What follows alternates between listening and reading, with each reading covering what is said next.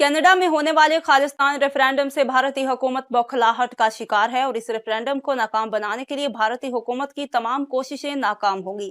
इन ख्यालात का इजहार कौंसल फॉर खालिस्तान के सदर बख्शीश सिंह सिंधु ने एक इंटरव्यू के दौरान किया। इंटरव्यू का मजीद अहवाल इस रिपोर्ट में। पंजाब दी आज़ादी वास्ते हो रहे रेफरेंडम दी अगली जिहड़ी ओहदा पड़ाव आ वो 18 सितंबर दिन ऐतवार नूं टोरंटो दे शहर विच जिहड़ा कि गोर मैडोज़ कम्यूनिटी सेंटर आ उत्थे हो रही आ। ये ब्रैम्पटन दे विच आ।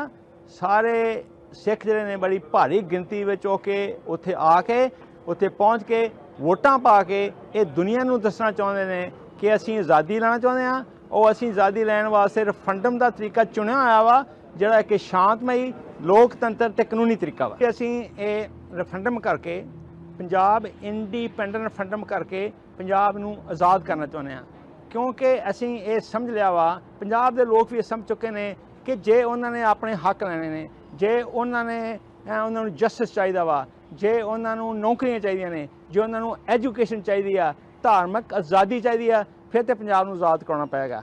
क्योंकि 75 साल के तजर्बे तो पंजाब के लोगों ने यह समझ लिया वा कि कोई भी हिंदुस्तान की सरकार आउंदी आ ते सिखां दे हक जां पंजाबियों के हक नहीं मिलते, उन्हें हक जिहड़े ने वो खोए जाते हैं। हुण जिहड़ा रेफरेंडम आ एक यूनाइटेड नेशन का कानून आ जिस लोग कि जिन्होंने कॉलोनाइज किया होया वा वो अपना हक लै सकते हैं। जदों कि पंजाब एक आज़ाद देश सी उदों हिंदुस्तान एक आज़ाद देश नहीं सी। उस वक्त 1849 जो अंग्रेज़ों का कंट्रोल अंग्रेज़ों ने जिहड़े पंजाब ते कंट्रोल किया तां उदों पंजाब एक देश सी जिहड़ियां कि बाकी होर देशां नाल संधियां सन।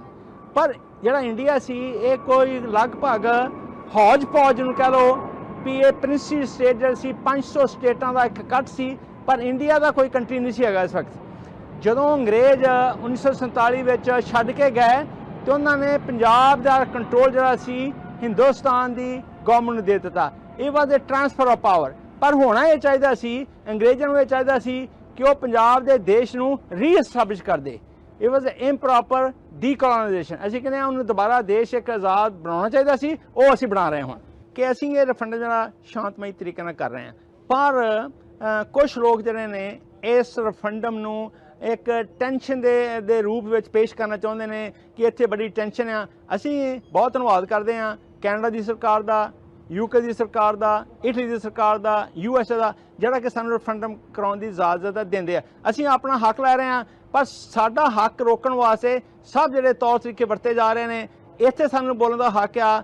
ये जिहड़ी आ इंडिया की जिहड़ी आ कोई डेमोक्रेसी जिहड़ी फास्ट डेमोक्रेसी आ वो साडे हक लैण तो सानूं रोकदी आ, रिचना पाउंदी आ। पंजाब दे विच साडे जिहड़े एक्टिविस्ट ने जे वो कोई परचे बनते हैं तो उन्होंने इत्थों तक कि उम्र कैदां जिहड़ियां कीतियां जांदियां ने उन्होंने यूआपा थल्ले अनलॉफुल एक्टिविटीज़ प्रिवेंशन एक्ट थल्ले अंदर किया जाता वा। उन्हों का कोई वकील नहीं हो सकता, उन्हों का कोई जज नहीं सुनता, उन्हों की कोई सुनवाई नहीं होंगी, कोई केस नहीं जिहड़ा अगे चलता। इस करके असीं कहने India is not a true democracy. असीं पंजाब नूं उस फास्ट डेमोक्रेसी तो आज़ाद करके पंजाब नूं आज़ाद करना। कैनेडा दे विच सिखां दी पापूलेशन जिहड़ी आ मोर दैन ए मिलियन, वो ज़्यादा कॉन्सनट्रेशन हैगी आ टोरंटो विच, वैनकूवर विच, एल्बर्टा दे विच, होर कई शहरां दे विच, मॉन्ट्रियल दे एरिया विच इत्थे बहुत ज़्यादा भारी गिनती में सिखां दी पापूलेशन आ।